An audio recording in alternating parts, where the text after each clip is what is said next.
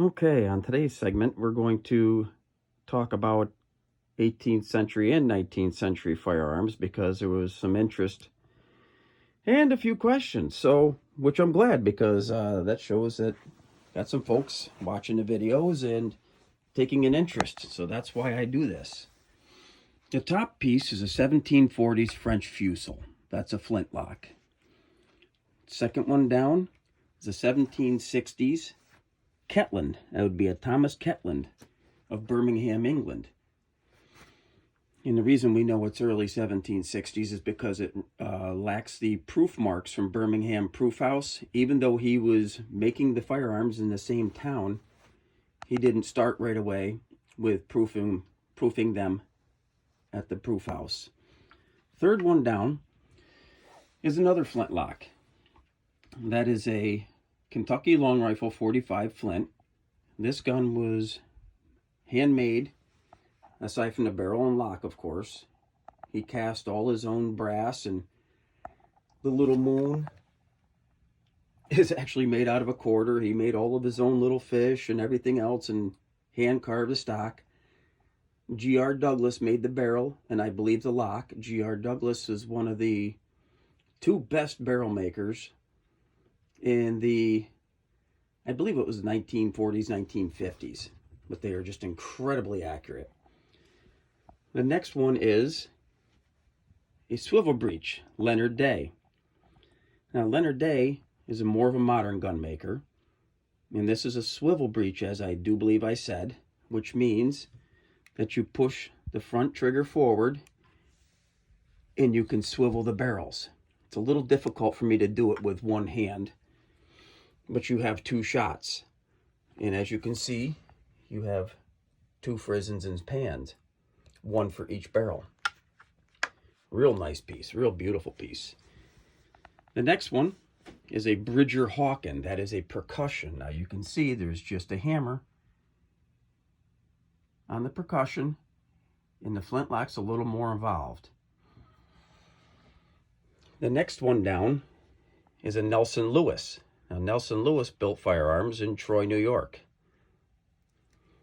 And he built a lot of fine guns. It was just his son who did all the stock work. He had a German engraver who engraved everything. I mean, it's absolutely everything is engraved in this.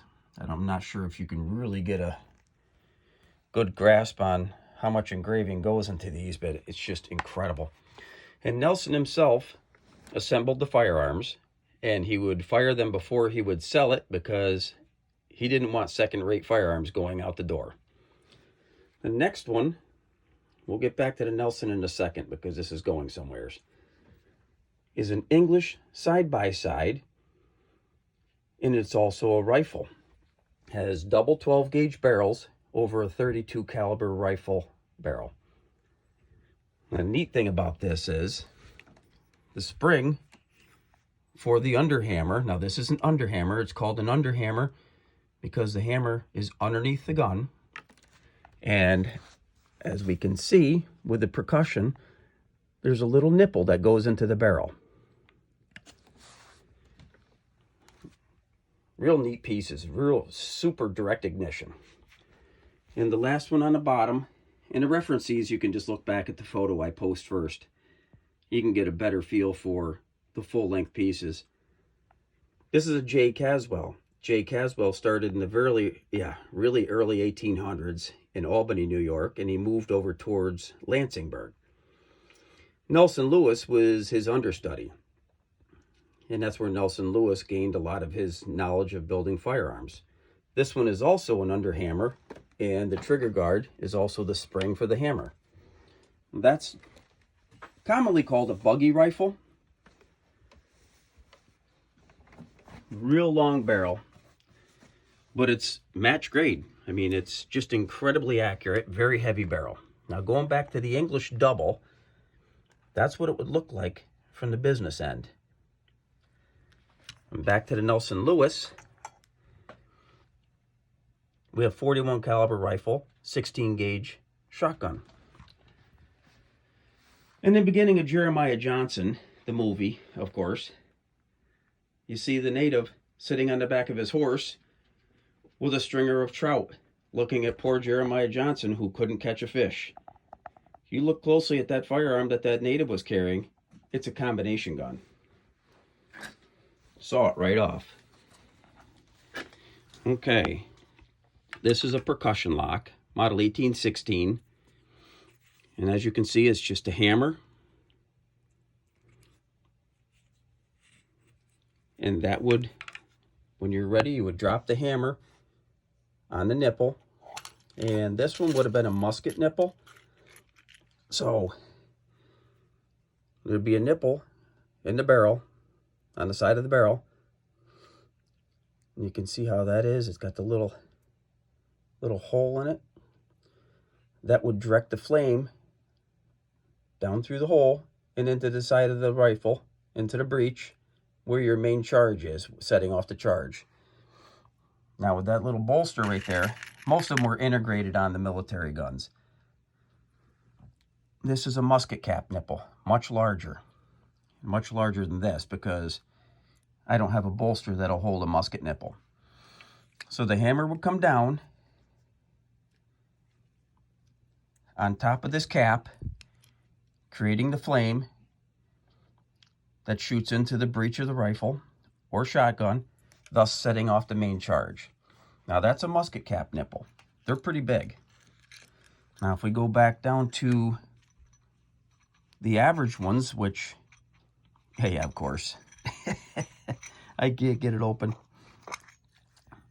Much smaller. And as you can see, the size comparison is incredibly different. Okay. Enough of that.